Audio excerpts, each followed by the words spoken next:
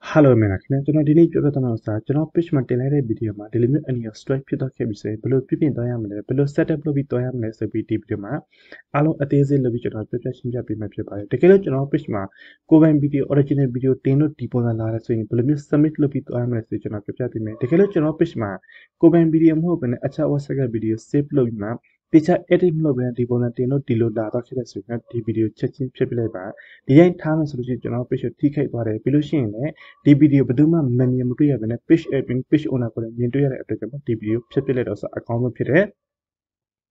တကယ်လို့ကျွန်တော်တို့ original video တင်လို့ဒီပုံစံ Facebook က by mistake ဖြစ်မှာဒီ problem strike လာတယ်ဆိုရင်ဒီဥစ္စာတစ်ချက်နေပြီးသွားလိုက်ပါ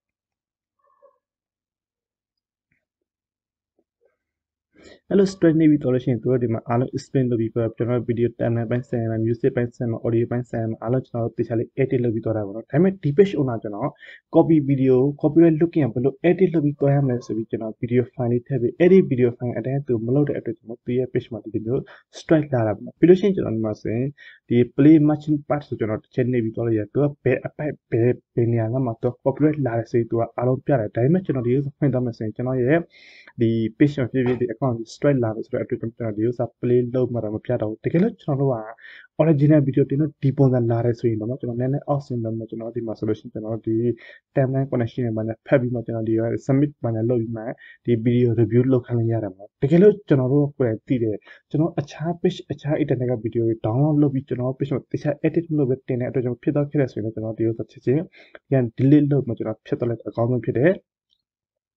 ကျွန်တော်ဒီနေ့တခုကျွန်တော်ပြပြပေးမယ်ကျွန်တော်လည်းကိုယ်ပိုင်ဗီဒီယိုမဟုတ်ဘဲနဲ့အခြား page အခြား internet ကဗီဒီယိုတောင်းအောင်ဆိုပြီးကျွန်တော် page မှာတင်တာပေါ့ entertainment page တစ်ခုရှိအဲ့ page တစ်ခုကျွန်တော်ဖွင့်ပြပေးပါမယ် okay ဒီ page ဆိုရင် semantic page ဖြစ်တယ်ဒီ page မှာဆိုရင်ကျွန်တော်သူများရဲ့ဗီဒီယိုတွေ download ဆွဲပြီး edit လုပ်ပြီးကျွန်တော်တင်တယ်တခါမှ copyright issue ဆိုတခါမှမလာဘူးပြီးလို့ရှိရင်ဒီမှာတစ်ချက်ကြည့်ပါဒီ page ကဘယ်တော့ထောင်တာကျွန်တော်တစ်ချက်ပြမယ်ဒီ page ထောင်တာ2020တုန်းထောင်လာတယ်ပြီးလို့ရှိရင်ကျွန်တော်ဒီမှာဗီဒီယိုကြည့်မှဆိုရင်ဒီမှာဆိုရင်25 post ရှိဒီမှာ30ရှိရဆိုအားလုံးကျွန်တော်ဒီ55ဘူးရှိရပါတော့55ဘူးတင်ထားအခုချိန်ဒီဘာ copyright မလာဘူးပြီးလို့ရှိရင် page quality တစ်ချက်ပြပေးမယ် page quality လည်းအားလုံးစိမ်းတာပါဒီလိုမျိုးတခြားလေး editing လုပ်ပြီးတောင်းမယ်ဆိုရင်ကျွန်တော် page က 100% စိမ်းပါတယ်သူများရဲ့ video ကောင်းကောင်းမှု use လုပ်လို့ရတာပေါ့နော်ဒီ page owner လည်းအဲ့ဒီပုံစံအတိုင်းရှင်းပြပေးတယ်ပါစက်နဲ့ရှင်းပြတော့ဆိုတာနားမလဲသဘောမပေါက်မှဆိုတဲ့အတွက်ကြောင့်ကျွန်တော် video file လေးလုပ်ပြီးထည့်ပြရတော့ဒီ page owner တိတ်မလုပ်ဘဲနဲ့သူရဲ့ page ဒီမျိုး strike ထိတော့ခဲ့ရပါတော့ okay ဒီဥစ္စာ strike ထိတော့ဒီဥစ္စာဘယ်လိုပြဖြစ်သွားရမလဲဆိုပြီးကျွန်တော်ခဏပြပြပြီးဒီလိုတစ်ချက်ထိထားတယ်ပြီးလို့ရှိရင်ဒီမှာတစ်ချက်ကြည့်မယ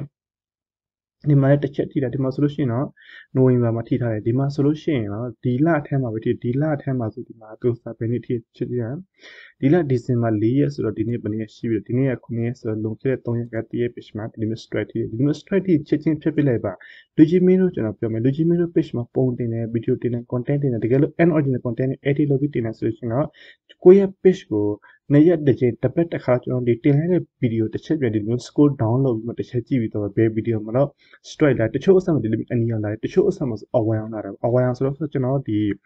ီအတန်ပိုင်းဆိုင်ရာလောက်မှာပဲသူက copyright လာတယ်ဆိုလို့ရှိရင်သူကဒီနေ့မှာအဝိုင်အောင်လာပြီးသူကဒီ music blog မှာသူက copyright လာတော့ခဲ့တယ် blog စက္ကန့်မှာ copyright လာတယ်ဆိုပြီးသူကပြောအဲ့ဒီ part လေးကိုကျွန်တော်ပြန် edit လုပ်ပြီးတော့လို့ရတယ်ဒီလိုမျိုးအနီရဖြစ်တော့ခဲ့ပြီဆိုတော့ချက်ချင်းဒီဥစားတစ်ချက်နှိပ်ပြီးကျွန်တော်တရား delete post ဆိုပြီးနှိပ်ပြီးဖြစ်တော့အကောင့်ဖြစ်တယ်နှစ်ဖက်ပြဒီဗီဒီယိုမဖြစ်ပဲဒီတိုင်းထားမယ်ဆိုလို့ရှိရင်ဒီမှာတစ်ချက်ကြည့်ပါ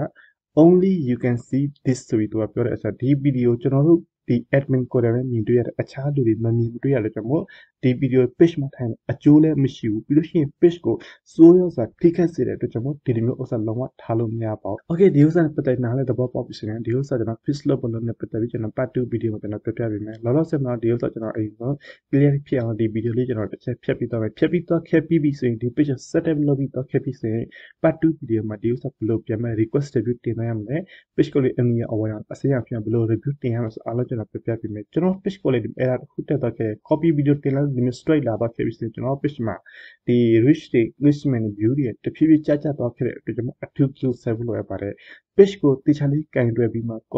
copy video တခြားလေး edit လုပ်ပြီးတော့မှဆိုရင်တော့ 100% copyright လုပ်ခဲ့ပါတယ်ကျွန်တော်ကိုယ်တိုင်လည်းဒီမှာခုနပြတာပါကျွန်တော်ကိုယ်တိုင်ကလည်းကိုယ်ပိုင် video မဟုတ်ဘူးအခြား page အခြား internet က video တောင်းဆိုပြီးကျွန်တော်ရဲ့ page မှာတင်နေတော့တယ်ပြီးလို့ရှိရင်အပြင်ကဘောလုံးကြော်ညာလောင်းစားကြော်ညာတစ်ဆင့်ကျွန်တော် page နဲ့ရှာပြီးတော့ဒီလိုမျိုး ဒီလိုမျိုးလည်းအများကြီးကျွန်တော်တို့လုပ်လို့ရပါတယ် okay ဒီနေ့ဒီဗီဒီယိုတော့ပါပဲဒီအနီရောင်နဲ့အစင်းအပြန်ဘယ်လိုပြောင်းလဲသွားရမလဲ copyright video copyright လုပ်ကြဘယ်လို edit လုပ်သွားရမလဲဆိုတော့အကြောင်းနဲ့ပတ်သက်ကျွန်တော်ပြောပြပေးတာပါနော်